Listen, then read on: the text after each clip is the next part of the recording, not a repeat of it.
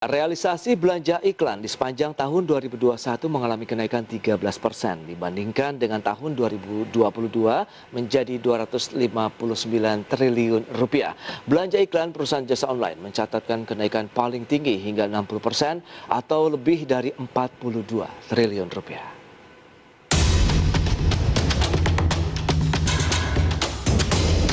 Data perusahaan riset data dan analitik Nielsen menyebutkan total belanja iklan di sepanjang tahun 2021 mencapai 259 triliun rupiah atau mengalami kenaikan 13% dibandingkan tahun 2020. Realisasi belanja iklan tersebut dihitung berdasarkan angka gross rate card di sejumlah media seperti televisi, cetak, radio, dan digital. Product Lead at Intel and Outdoor Nielsen, Trisusanti Simangunsong seperti dikutip media mengatakan, jasa daring seperti e-commerce, transportasi daring, pembayaran hingga travel agent daring mencatatkan belanja iklan lebih dari 42 triliun rupiah, naik 60% dibandingkan dengan tahun 2020. Sementara itu belanja iklan e-commerce diperkirakan masih melaju tinggi pada tahun ini dengan memanfaatkan momentum dari pemulihan ekonomi nasional.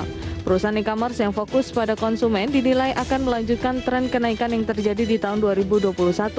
Sedangkan perusahaan e-commerce yang fokus pada produsen justru dinilai akan menahan aktivitas belanja iklan. Ketua Umum Asosiasi E-commerce Indonesia Bima Laga seperti dikutip media mengatakan, realisasi belanja iklan sepanjang 2021 sudah relatif positif jika dibandingkan dengan tahun sebelumnya. Hal ini berdasarkan peningkatan komunikasi terkait e-commerce di sejumlah kanal informasi yang tentunya berkaitan dengan tingginya kegiatan transaksi di loka pasar online tersebut. Jakarta, Tim Liputan IDX Channel.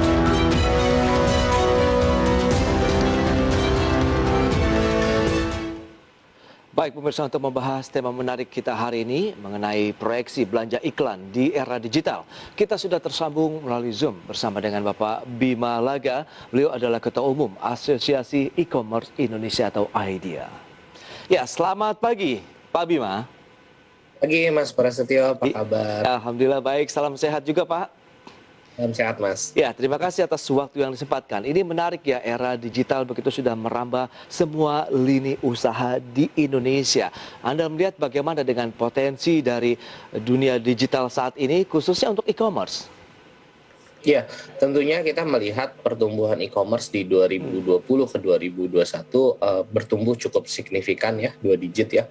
Estimasi lebih dari 40%. Kita masih menunggu data finalnya ya, yang biasanya kita suka dirilis dari Bank Indonesia gitu ya. Oke. Tetapi kita yakin pertumbuhannya itu at least di atas 40% year on year. Yang dimana data pertumbuhan ini cukup bagus dan cukup meningkat. Melihat sekarang secara pergerakan ekonomi juga sudah mulai pulih gitu ya. Dan juga memang behavior masyarakat untuk berbelanja dari efek pandemi ini juga membantu meningkatkan transaksi dari e-commerce itu, Mas. Baik, tapi kalau kita lihat sejauh mana dampaknya terhadap kinerja belanja iklannya sendiri begitu dengan Indonesia yang disebutkan sudah masuk ke dalam era digitalisasi begitu. Ya, tentunya belanja iklan itu ditentukan oleh perencanaan bisnis dari masing-masing perusahaan ya. Gitu, hal ini tentunya mempertimbangkan situasi pasar dan perekonomian nasional. Secara digital, aktivitas ekonomi itu sudah bergerak lebih cepat dibandingkan konvensional. Dan kondisi ini saya melihat juga menjadi dorongan bagi tumbuhnya belanja iklan perusahaan gitu. Kita melihat juga kondisi masyarakat 2021 ini sudah mulai beradaptasi dengan pandemi. Sehingga masyarakat yang banyak mencoba menjalankan aktivitas lagi seperti biasa tentunya dengan protokol kesehatan, berbeda dengan 2020 dengan dimana aktivitasnya ekonomi yang masih belum berjalan optimal Oke. karena pembatasan sosial dan lain-lain, Mas.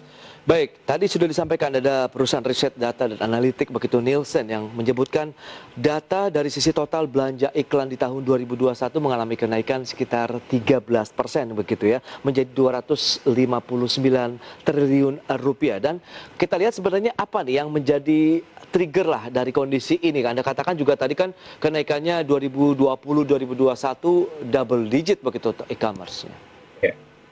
Ya, kalau saya melihat memang aktivitas ekonomi ini memang membutuhkan komunikasi iklan, Mas.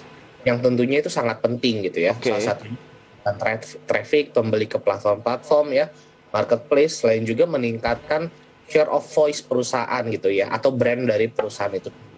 Tentunya itu tidak terlepas bagaimana para marketplace ini atau para e-commerce ini membutuhkan bantuan iklan, yang dimana bantuan iklan itu metode dari brand awareness itu masih dirasa cukup signifikan, baik itu berupa TV, baik itu berupa marketing digital gitu ya. Itu semua masih memang harus terus digerakkan sih, Mas. Baik, tapi kalau kita lihat dari sisi belanja iklan di sektor e-commerce-nya sendiri di tahun 2021, Anda melihat juga ini mengalami peningkatan seberapa jauh ya kalau kita bandingkan dengan tahun sebelumnya? Ya, mengenai peningkatan belanja iklan dibandingkan tahun-tahun sebelumnya, itu tentu menjadi rahasia masing-masing perusahaan e-commerce. Oke. Tapi bicara soal e-commerce nih, Iya. kita lihat makin banyaknya komunikasi mengenai e-commerce di berbagai kanal, baik itu media konvensional, elektronik, termasuk internet, sosial media gitu ya. Hal ini tentunya maraknya dari kegiatan bertransaksi di e-commerce itu sendiri, Mas. Jadi metode apa yang diterapkan dalam berbelanja iklan, ujung-ujungnya adalah bagaimana meningkatkan transaksi kan di e-commerce itu sendiri, Mas, tujuannya. Betul. Tapi kemudian kalau kita lihat dari sisi strategi yang diterapkan begitu ya teman-teman e-commerce dalam melakukan belanja iklan, sejauh ini kalau kita review ini sudah efektif, efisien dan tepat begitu? Ya, tentunya kita melihat pada 2022 ya, kurang lebih ya, kita bisa perkirakan tuh belanja iklan sektor e-commerce masih akan mengikuti perkembangan sih, Mas. Jadinya kalau bicara mengenai efektif apakah yang sudah dilakukan e-commerce, tentunya itu menjadi bahan evaluasi, Mas. Oke. Bahan dari masing-masing e-commerce, apakah kanal ini dirasakan tentu efektif atau enggak, ROI ya biasa bilangnya ya, return of investment-nya itu berapa persen gitu ya. Tentu itu akan menjadi pertimbangan, yang dimana nanti pertimbangan itu akan menjadi berapa besar yang kita spend di kanal-kanal itu pada di tahun 2022 ini, Mas. Baik, tapi kalau kita lihat faktor-faktor eksternalnya apa saja begitu dari sisi ekonomi, kondisi masyarakat, kemudian daya belinya. Berikut ini kami sampaikan infografik terkait dengan indeks literasi digital di Indonesia. Ya, seperti yang bisa Anda saksikan di layar televisi Anda, kita akan lihat sejauh mana begitu ya literasi digital di Indonesia. Baik, kalau kita lihat perbandingan data dari tahun 2020 sampai dengan 2021 dari Kementerian Komunikasi dan Informatika ini menyebutkan bahwa di tahun 2020 indeks literasi digital di Indonesia mencapai posisi 3,46 poin. Sementara di tahun 2021 mengalami kenaikan menjadi 3,49. Berarti dari sisi literasi digital ini sudah mulai luas begitu cakupannya di masyarakat. Lantas kita akan lihat pilar-pilar pembentuk dari indeks literasi digital tersebut apa saja. Yang pertama kita lihat budaya digital ini menempati posisi pertama dengan skor 3,90 poin. Sementara dari sisi etika digital di posisi kedua 3,53. Kecakapan digital di posisi ketiga 3,44. Dan keamanan digital 3,1 poin. Baik, kita akan lanjutkan kembali perbincangan bersama dengan Bapak Bima Laga, Ketua Umum Asosiasi E-Commerce Indonesia. Baik, Pak Bima, kalau berdasarkan informasi data yang sudah disampaikan, indeks literasi digital Indonesia ini trennya naik terus dari tahun 2020, kemudian 2021. Sebenarnya Anda melihat berarti literasi yang dilakukan oleh para pemangku kepentingan begitu yang kaitannya dengan industri digital ini bisa dikatakan sudah cukup berhasil begitu untuk memberikan pemahaman yang luas terhadap masyarakat, atau sebenarnya masih ada beberapa PR begitu? Silakan Pak Bima. Ya, tentunya memang literasi digital itu adalah kerjasama kita bersama, Mas, atau gotong royong kita bersama. Tidak bisa hanya dilakukan oleh satu pihak, dan masing-masing dari e-commerce ini juga terus memberikan literasi digital gitu ya. Bagaimana belanja yang baik gitu ya, bagaimana pemahaman berjualan yang baik gitu ya, memberikan respon kepada pembeli gitu ya, membalas chat dan memberikan stok produk gitu. Itu semua adalah bagian dari literasi digital. Tentunya kita melihat pekerjaan rumah kita ini belum selesai sampai di sini. Seiring dengan pertumbuhan internet yang terjadi setiap tahun ya, dari tahun ke tahun di Indonesia gitu ya, penetrasi internet kita kurang lebih sekarang mencapai angka hampir sekitar 70% dari total populasi kita, yang dimana itu adalah PR literasi digital kita. Semakin banyaknya orang yang penetrasi internet atau yang menggunakan internet gitu ya, semakin banyak juga penetrasi digital atau literasi digital yang harus kita berikan kepada masyarakat, Mas. Dari sisi pilar pembentuknya, kita lihat di nomor urutan pertama ada budaya digital, kemudian etika digital yang nampaknya ini skornya lumayan tinggi begitu kalau kita lihat dari 1 sampai 5 begitu. Untuk budaya digital dan etika digital nampaknya ini juga Anda melihat sudah ada pembentukan suatu budaya yang baik begitu dalam pemanfaatan digital begitu? Ya, tentunya budaya digital itu kan bagaimana kita memperlakukan, baik itu kita dalam suatu grup gitu ya, dalam kita menanggapi berita gitu ya, atau memang melihat kesiapan kita dalam menghadapi intervensi berita yang sekarang mudah sekali diakses di mana saja gitu ya. Nah, Oke. dan etika digital ini memang menjadi satu pilar sih saya lihat, dan memang selain itu juga kita melihat di indeks ini ada kecakapan digital dan keamanan digital, yang dimana ini juga masih banyaknya orang yang menggunakan password ya begitu mudah seperti tanggal lahir dan segala macam. Itu adalah memang literasi digital yang memang harus kita bentuk sih, Mas. Oke. Nah, apakah dengan kondisi tadi, pilar-pilar yang semakin membaik begitu memberikan suatu dampak juga nih, terkait juga dengan daya beli, kemudian kaitannya juga dengan bagaimana akhirnya belanja iklan harus dilakukan oleh perusahaan-perusahaan e-commerce di tahun 2022 ini? Iya, tentunya gini, karena orang yang sudah menggunakan internet, apakah dia pasti berbelanja online? Oke. Jawab belum tentu. Nah, karena itu adalah literasi digital diperlukan. Dengan internet itu, mereka tuh bisa memanfaatkan nggak hanya mereka, contohnya bersosial media gitu ya, tetapi bersosial media mereka juga bisa berjualan, mereka bisa berbelanja, mereka bisa mendapatkan keuntungan ekonomi di situ gitu ya. Itu adalah efek-efek dari literasi digital yang memang diperlukan atau diberikan kepada masyarakat sih, Mas. Saya melihatnya seperti itu.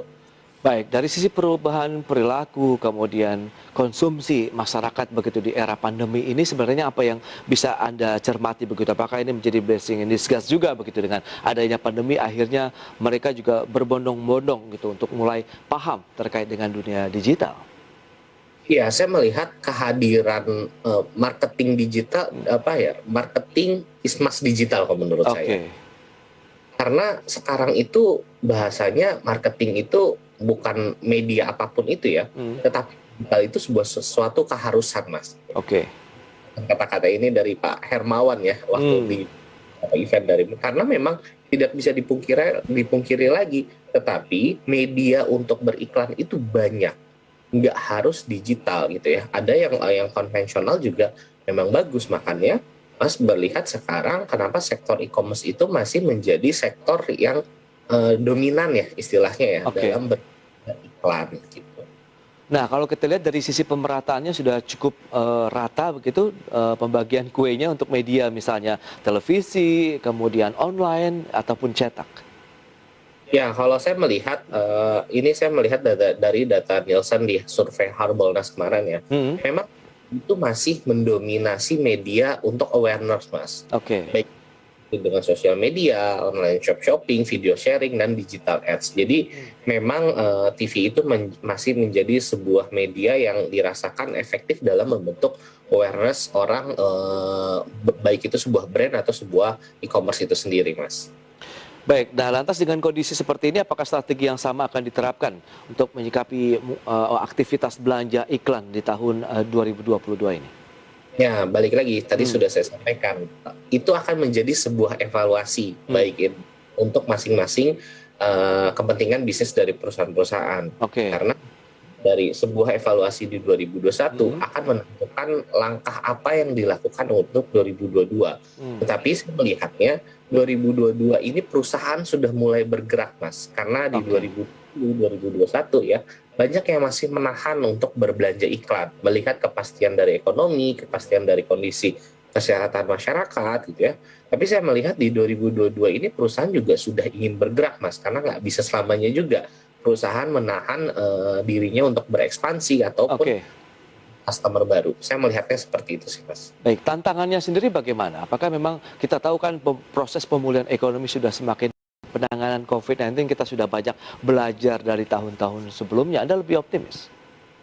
Saya lebih optimis, Mas. Kalau kita melihat tantangannya, kalau saya melihat itu sebuah peluang gitu. Bagaimana peluang itu bisa kita manfaatkan dengan kondisi ekonomi yang sudah mulai membaik dan representatif online itu sangat diperlukan. Kalau saya melihat contohnya adalah waktu di tahun 2020 ya, saat pandemi pertama, saya masih dikirimi satu brand itu berjualannya dalam bentuk PDF dikirimkan melalui chat, Mas. Oh, Jadi oke. itu menawarkan chat gitu ya. Ini PDF-nya, dan itu kalau kita buka itu PDF-nya kecil sekali, bahkan kita tidak bisa melihat produknya secara jelas. Hmm. Tetapi tahun 2021 setelah kita menghadapi varian Delta gitu ya, mereka itu salesnya sudah lebih beradaptasi. Contohnya mereka sekarang memanfaatkannya, sekarang kehadirannya bisa klik di link official store contoh marketplace ini gitu ya. Iya. Itu menandakan sebuah evolusi gitu. Evolusi dilihat dari keadaan, dan representatif online itu sangat diperlukan di sebuah ketidakpastian dalam kondisi kesehatan yang kita alami sekarang ini, Mas. Dan mudah-mudahan semuanya akan lebih membaik menurut saya. Oke, ekosistemnya sendiri apakah sudah mulai terbentuk sudah dengan cukup baik atau tidak investasi sendiri untuk belanja iklan bagi perusahaan e-commerce? Ya, saya melihatnya memang saat ini sepertinya begitu ya, Mas ya. Memang masih menjadi investasi itu diperlukan untuk memasarkan produknya. Karena setelah memasarkan produknya, mereka itu juga bisa lebih mengenalkan atau lebih bisa meretain dari customer-nya itu sendiri gitu ya. Oke. Meski juga sudah terjadi pergeseran di mana mereka juga melakukan campaign dengan memaksimalkan kanal media mereka milik sendiri, tetapi iklan itu juga diperlukan untuk memaksimalkan pengenalan dari perusahaannya untuk menggait customer baru, Mas. Nah, kalau bicara mengenai konsumen sendiri dengan belanja iklan secara digital, ini yang disasar siapa saja sebenarnya? Apakah segmented atau bagaimana? Ya, tentunya untuk leveling ya, adalah leveling yang tadi literasi digital yang belum terjamah secara ekosistem, Mas. Kenapa sistem? Contohnya, orang yang sudah menggunakan internet, yang ada akses internet, tetapi belum menggunakan, let's say, perusahaan e-commerce itu sendiri, Mas, atau berbelanja online. Nah, itu adalah level yang disasar gitu. Karena dengan jumlahnya memang lebih banyak dan potensial untuk dijadikan customer royal, itu juga lebih merata gitu loh, Mas, untuk bagaimana bisa menggaitkan konsumen itu. Jadi kalau ditanya siapa sasarannya, sasarannya adalah orang yang sudah menggunakan internet tetapi belum menggunakan untuk berbelanja online, Mas. Oke, dari sisi belanja iklan sendiri dari perusahaan-perusahaan e-commerce begitu, ini kalau kita lihat dengan pemerataan dari daerah begitu, cakupan itu yang lebih banyak mana? Apakah masih di Jakarta, Pulau Jawa begitu? Secara demografi memang Jawa masih menjadi yang terbesar ya, karena penetrasi internet kita juga masih besar di Jawa, tetapi sekarang penetrasi internet kita itu sudah sampai Indonesia Timur, Mas. Bahkan di daerah 3T itu bisa dijamah gitu ya. Makanya sasarannya adalah orang yang sudah ada akses internet tapi belum berbelanja online, dan itu saya rasa sudah tersebar ya di seluruh Indonesia, baik itu Pulau Sumatera, Kalimantan, bahkan Indonesia Timur itu sudah menjadi sasarannya, dan mereka sangat dimudahkan sekali kalau mereka bisa mendapatkan barang yang notabene mereka harus mendapatkan barangnya di kota-kota besar gitu loh. Oke, dan selama ini kalau kita lihat begitu jenis iklan ataupun produk iklan apa dari sisi e-commerce yang sejauh ini yang diminati oleh konsumen begitu, karena ini kaitannya kan dengan strategi kemudian bentuk iklannya sendiri, Pak Bima, bagaimana? Saya lihat sih lebih ke yang journey ya, Mas, ya, yang gitu ya, yang mungkin relate dengan kejadian sehari-hari di masyarakat. Yang cenderung bagaimana masyarakat itu lebih concern dengan apa yang sebenarnya terjadi ketimbang contohnya yang tidak real gitu ya. Contoh kalau dia ada kebutuhan memasak, pasti iklannya yang seputar alat masak gitu, atau dia ada kebutuhan transportasi, tentu iklannya yang berkaitan dengan transportasi gitu. Jadi memang lebih ke journey sih menurut saya iklan itu yang akan bisa ditangkap masyarakat dengan lebih mudah, Mas. Baik, pandemi kita tahu di tahun ini juga ya sudah pemerintah sebutkan bahkan sudah tembus 1.000 kasus lagi begitu ya di tahun ini. Anda melihat bagaimana tantangan kaitannya dengan pandemi, atau lagi-lagi memang ini menjadi salah satu ya di sisi lain begitu memberikan satu keuntungan tersendiri bagi dunia digital khususnya e-commerce? Ya, kita tentunya atau saya sendiri tentunya berharap pandemi ini cepat berlalu ya, Mas, sehingga cepat beraktivitas normal. Tapi memang kita juga harus menerima kalau kita itu sudah hidup berdampingan gitu ya, dan aturan di awal pandemi ini juga membuat masyarakat itu sangat fokus sekali kepada penggunaannya gadgetnya. Sehingga belanja iklan itu baik di media televisi ataupun media sosial itu mudah dijangkau bagi ponsel, itu menjadi idola bagi para perusahaan untuk beriklan gitu ya. Dan masyarakat juga kan sekarang bukan jarang melakukan aktivitas ya, tetapi lebih banyak menggunakan gadget mereka yang dimana itu merupakan sasaran dari iklan tersebut, Mas. Oke, dari sisi kebijakan pemerintah sendiri, terakhir ini bagaimana Anda melihatnya? Apakah tahun 2022 ada sesuatu yang diinginkan lagi dari teman-teman e-commerce? Ya, kita melihat kan bagaimana sebenarnya kita di akhir tahun 2021 kita ada stimulus PSBBI, Mas, yang dimana stimulus itu diberikan kepada UKM dengan 200.000 itu disubsidi sama pemerintah 100.000 dan banyak sekali produk-produk lokal yang sangat terbantu dengan program stimulus itu, Mas. Anggarannya tahun lalu adalah sebesar 200 miliar diberikan dari Kemenparekraf. Ya, kita mengharapkan program-program seperti itu bisa terjadi lagi di tahun ini. Tentunya yang sektor real yang didapatkan juga memang terbantu dengan adanya aktivitas ekonomi gitu ya. Jadi bukan bantuan, tetapi itu terjadi karena adanya aktivitas ekonomi, baik itu subsidi pembelian dan juga pergerakan untuk produk-produk lokal. Mungkin itu harapan kita bersama. Baik, Pak Bima, berarti diharapkan dengan kondisi tadi sebenarnya sentimen-sentimen positif sebenarnya masih ada yang akan menjadi pendorong lagi untuk belanja iklan khususnya e-commerce begitu ya di Indonesia pada tahun 2022 ini. Baik, Pak Bima, terima kasih banyak atas sharing yang diberikan nih terkait dengan bagaimana proyeksi belanja iklan di tahun 2022. Nampaknya juga potensinya masih akan cukup besar begitu ya dana yang akan dibelanjakan. Terima kasih banyak atas waktu yang disempatkan. Selamat melanjutkan aktivitas Anda kembali dan salam sehat, Pak Bima. Sehat, Mas Prasetyo.